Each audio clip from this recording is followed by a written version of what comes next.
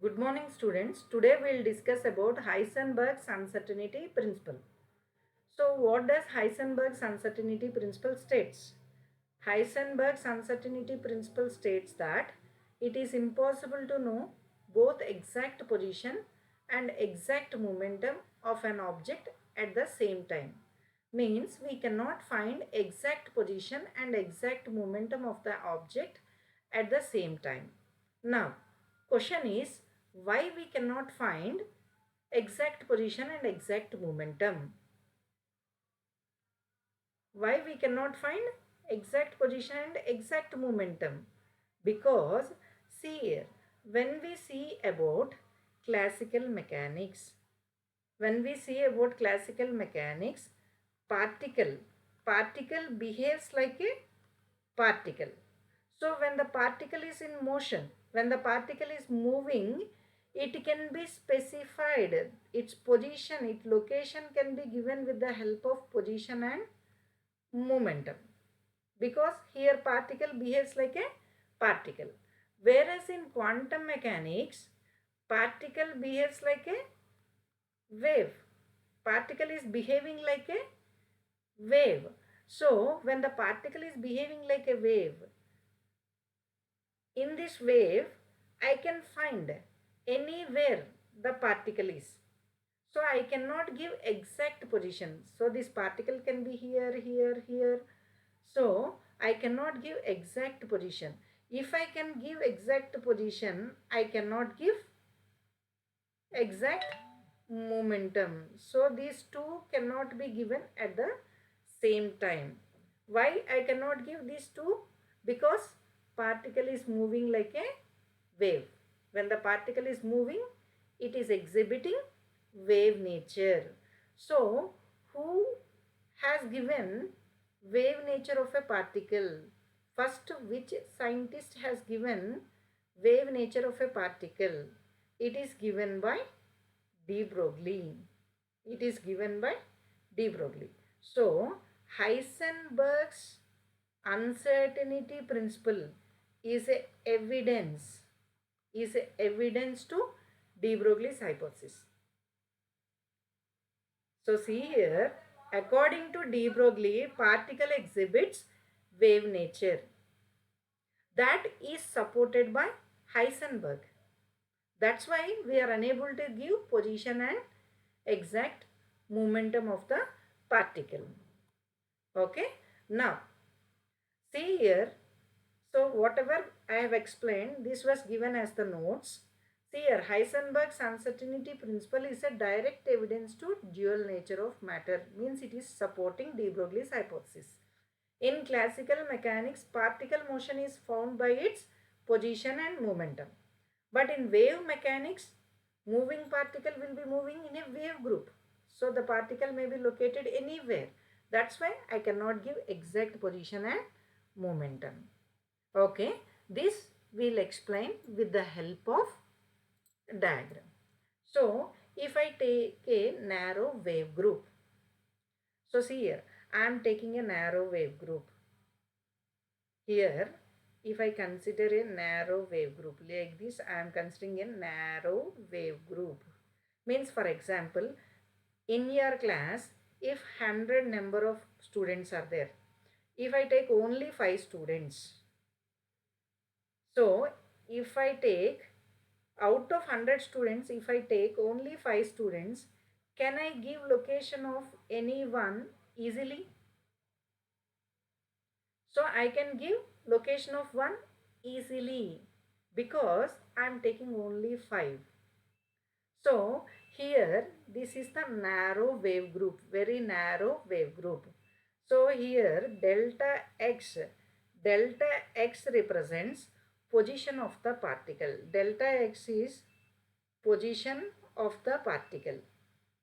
Next, delta p represents momentum of the particle. Now, you people tell me, when the wave group is very narrow, means when the wave group is very short, can I give exact position of the particle? Yes, I can give exact position of the particle. So what happens? delta x, position of the particle becomes more accurate. Means I can give accurate value, means I can give exact value of the position. But what about momentum? We know de Broglie's wavelength lambda is equal to h by p. So implies p is equal to h by lambda. Okay, this is the wave. This is the wave. So see here, what is lambda? The distance between two crusts or two troughs. That is lambda. But here when I see lambda, this wave is not well defined. Means this wave is not at all perfect.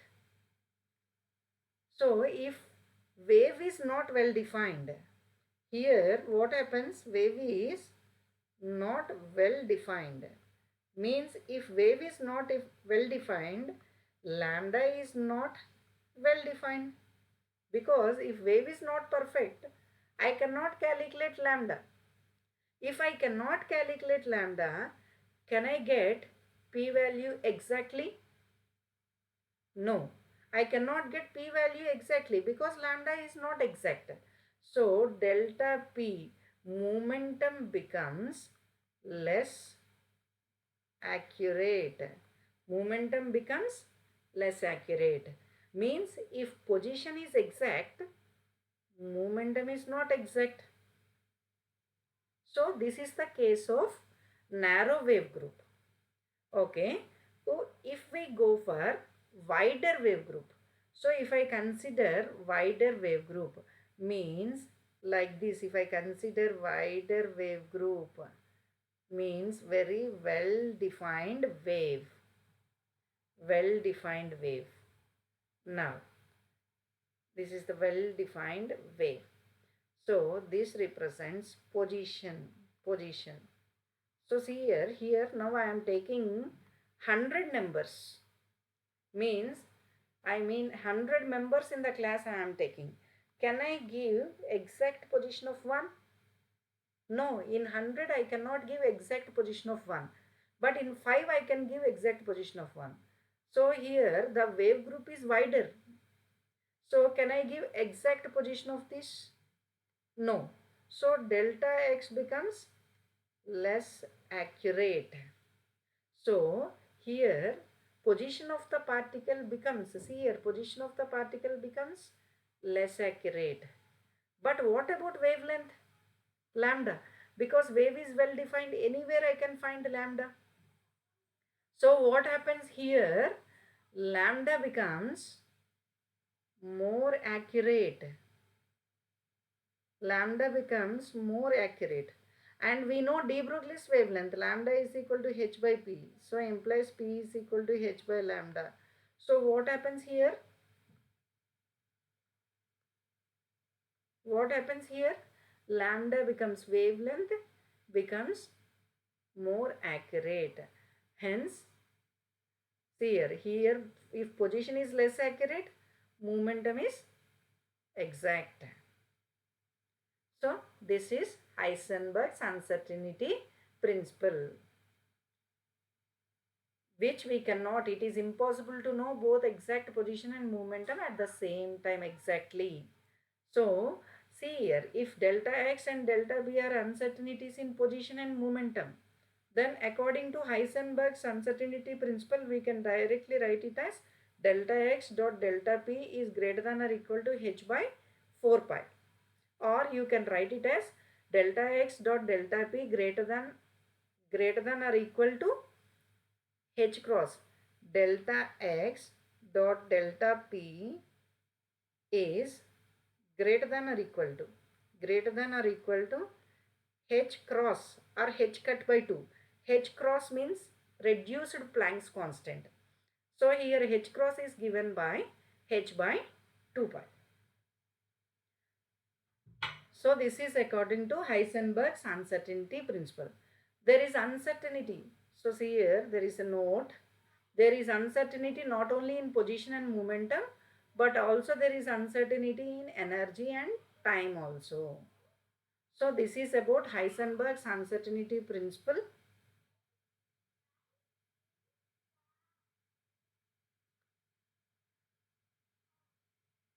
Thank you.